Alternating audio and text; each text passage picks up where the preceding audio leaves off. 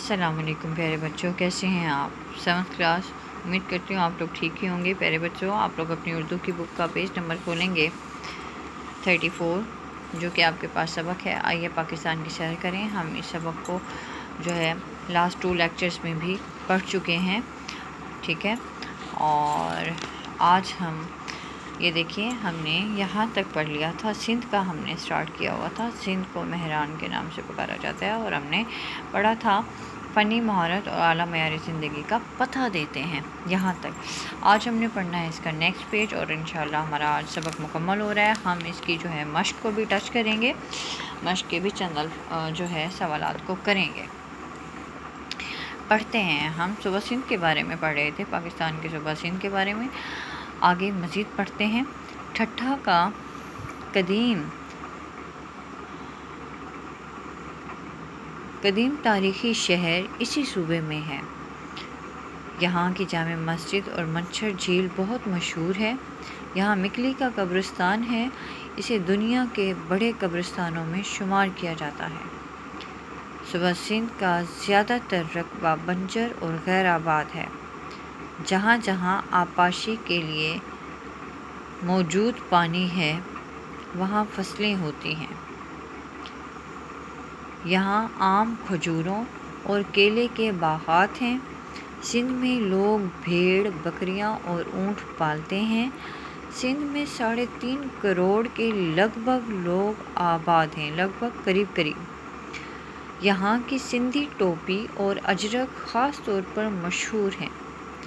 सिंध के मशहूर शहरों में हैदराबाद, सक्खर, नवाबशाह, मीरपुर ख़ास और लाड़काना शामिल हैं। यहाँ तक हमारा जो है सूबा सिंध का हिस्सा मुकम्मल हुआ। हम अब जो है पाकिस्तान के अगला सूबा है खैबर पख्तूनख्वा के बारे में पढ़ते हैं। आइए, खैबर पख्तूनख्वा का पुराना नाम शुमाल मगरबी सरहदी सूबा था। इसका सूबाई दारुल हुकूमत पेशावर है। मर्दान, डेरा इस्माइल खान, एबटाबाद, हरीपुर और बन्नू इस सूबे के मशहूर शहर हैं। यहाँ ज़्यादातर लोग पश्तो ज़बान बोलते हैं, ठीक है। खैबर पख्तूनख्वा के मशरक़ी हिस्सों हज़ारा डिवीज़न, ख़ास तौर पर एबटाबाद, मानसहरा और हरीपुर में हिंद को बोली जाती है। आपने दर्रा खैबर का नाम तो सुना होगा। दर्रा कहते हैं पहाड़ों के दरमियान का जो रास्ता होता है उसे दर्रा का नाम दिया जाता है। ये भी इसी सूबे में है। कौन से सूबे में? खैबर पख्तूनख्वा में। अफ़गानिस्तान जाने के लिए इस पहाड़ी दर्रे में से गुज़रना पड़ता है। इसकी लंबाई 53 किलोमीटर है। ये सूबा अपने कुदरती नज़ारों की फरावानी की वजह से भी मशहूर है। फरावानी बहुत ज़्यादा होना, बहुतात, कसरत के मायने में आता है, ठीक है बेटा। सवात और कागान की वादियों का फितरी हुस्न देखकर इंसान हैरान रह जाता है। यहाँ झील सैफुल मुलूक इस कदर हसीनो दिलकश है। दिलकश और हसीन ये हम मायनी अल्फाज हैं, मुतरादिफ अल्फाज, कि इंसान इसके मनाजिर में खोकर रह जाता है, गुम हो जाता है, महव हो जाता है। दुनिया भर से आने वाले सयाह, सैर करने वाले इन इलाकों की सैर करते हैं। सवात की वादी इस कदर हसीनो जमील है, हसीनो जमील ये दोनों मुतरादिफ अल्फाज हैं, कि इसे पाकिस्तान का स्विट्ज़रलैंड भी कहा जाता है।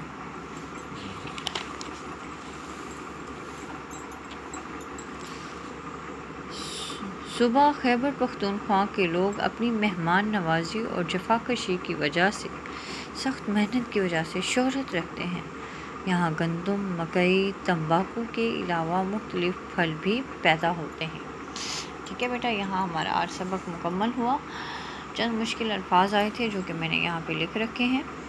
आइए पाकिस्तान की सैर करें। लेक्चर नंबर हमारा 11 है, ठीक है, 7 अप्रैल 2021। आबाशी खेतों को पानी देना, लगभग करीब दर्रा पहाड़ों के दरमियान का रास्ता, फितरी हुस्न, कुदरती हुस्न, سیاح سیر کرنے والے، جفاکشی، سخت محنت، یہ ان الفاظ میں آیا۔ اب دیکھیں ہمارے پاس سبق مکمل ہوا، ہم سبق کی مشق کو ٹچ کرتے ہیں۔ ہمارے پاس سبق کی مشق کیا ہے؟ پہلا سوال ہمارے پاس آ رہا ہے، درج ذیل سوالات کے مختصر جوابات تحریر کریں۔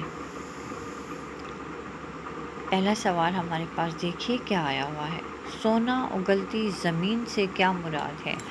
ہم نے سبق کے سٹارٹ میں ہی پڑھا تھا، جس کا آپ یہ آنسر کریں گے کہ سونا، یہ میں نے لکھ رکھا ہے آپ لوگوں کے لیے، سونا اگلتی زمین سے مراد ہے بہت زرخیز زمین، ایسی زمین جہاں عمدہ قسم کی فصلیں پیدا ہوتی ہیں۔ کیونکہ سوال کا مختصر جواب دینا ہے، اتنا ہی کافی ہے، ٹھیک ہے۔ آپ کے پاس اگلا سوال کیا ہے، پاکستان کا کون سا صوبہ رقبے کے لحاظ سے سب سے بڑا ہے؟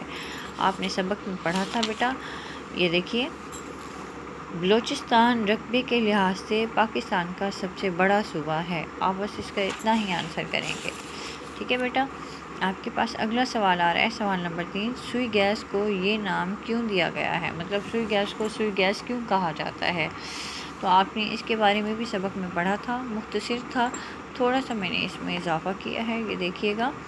بلوچستان میں سوئی کے مقام پر قدرتی گیس دریافت ہوئی ہے، جہاں گیس کا بہت بڑا ذخیرہ ہے، اسی وجہ سے مطلب اسی شہر کے نام کی مناسبت سے اسے سوئی گیس کا نام دیا گیا ہے، ٹھیک ہے بیٹا، سمجھ آ گئی بات۔ اگلا آپ کے پاس سوال ہے، پنجاب کن دو لفظوں کا مرکب ہے؟ آپ نے سبق میں باقاعدہ طور پہ پڑھا ہے اس بارے میں کہ پنجاب دو لفظوں پنج اور آپ سے مل کر بنا ہے۔ پنج کے معنی ہیں پانچ اور آپ کے معنی پانی کے ہیں، گویا پنجاب کے معنی ہوئے 5 دریاؤں کی سرزمین، ٹھیک ہے۔ یہاں تک آپ کا یہ کام مکمل ہوا ہے، ٹھیک ہے بیٹا۔ آپ کے پاس اگلا سوال کیا ہے؟ یہ بیٹا سوال نمبر 6 ہے ہمارے پاس، چھانگا مانگا کے جنگل کی کیا انفرادیت ہے؟ ہم نے سبق میں پڑھا ہے چھانگا مانگا کے جنگل کی انفرادیت کے بارے میں، دیکھیے گا کہ چھانگا مانگا کا جنگل اپنی نوعیت کے لحاظ سے دنیا میں انفرادیت رکھتا ہے۔ یہ 12,510 ایکڑ پر پھیلا ہوا ہے، یہ دنیا کا سب سے بڑا جنگل ہے جسے خود اگایا گیا ہے، یہ اس کا آنسر ہوگا، ٹھیک ہے بیٹا۔ اگلا ہمارے پاس سوال آ رہا ہے، سوال دیکھیے کیا ہے ہمارے پاس، کھیوڑا کی شہرت کس وجہ سے ہے؟ آپ اس کا کیا جواب دیں گے؟ کھیوڑا میں دنیا کی دوسری بڑی کان ہے، یہ دیکھیں، کھیوڑا کے مقام پر دنیا کی دوسری بڑی نمک کی کان ہے، ٹھیک ہے، جہاں سے اعلیٰ قسم کا نمک ملتا ہے، تو اس وجہ سے جو ہے کھیوڑا کو شہرت حاصل ہے، ٹھیک ہے بیٹا۔ اگلا آپ کے پاس سوال آ رہا ہے، سندھو کس زبان کا لفظ ہے اور اس کے کیا معنی ہیں؟ یہ بھی آپ کے سبق میں ہی موجود ہے۔ سندھو سنسکرت میں سندھو دریا کو کہتے ہیں، ٹھیک ہے، اور کیا کہا گیا کہ سندھو سنسکرت زبان کا لفظ ہے جس کے معنی دریا کے ہیں۔ اگلا سوال دیکھیے گا آپ کے پاس کیا آ رہا ہے، جھیل سیف الملوک کس صوبے میں واقع ہے؟ جی آپ اس کا کیا آنسر کریں گے کہ جھیل سیف الملوک کس صوبے میں؟ جی جھیل سیف الملوک جو ہے خیبر پختونخوا میں واقع ہے، ٹھیک ہے بیٹا۔ اگلا آپ کے پاس سوال آ رہا ہے، ہڑپہ اور موہنجو داڑو کن صوبوں میں ہیں؟ آپ نے سبق میں پڑھا ہے کہ ہڑپہ صوبہ پنجاب میں جبکہ موہنجو داڑو صوبہ سندھ میں واقع ہے۔ اگلا سوال، جھیل منچھر اور جھیل سیف الملوک کن صوبوں میں ہیں؟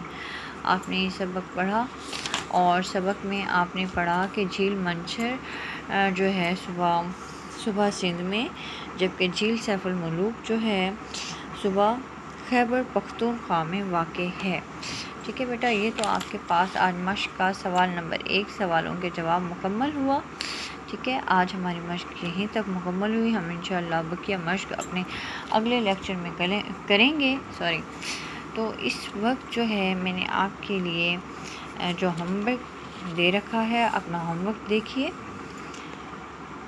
سبق کے الفاظ، معنی اور مشق کے سوال و جواب 1 تا 11 جتنے میں نے آپ کو کرائے یاد کریں گے آپ۔ ٹھیک ہے، اور اردو گرامر کی بک کا آپ پیج نمبر کھولیں گے 275، جس میں آپ کے پاس کہانی آئی ہوئی ہے۔ کہانی ہے آپ کے پاس بیٹا احسان کا بدلہ احسان۔ ٹھیک ہے، اس کہانی کو آپ لکھیں گے، یہ آپ کا ہوم ورک ہے۔ کہانی نمبر 2 ہے آپ کے پاس احسان کا بدلہ احسان۔ اسے آپ ہوم ورک پر لکھ کر فرائیڈے کو اسکول میں سبمٹ کرانے آئیں گے۔ ٹائمنگ آپ کی 9 سے 11 بجے تک کی ہے۔ انشاءاللہ اگلے لیکچر میں ملاقات ہوگی۔ اللہ حافظ۔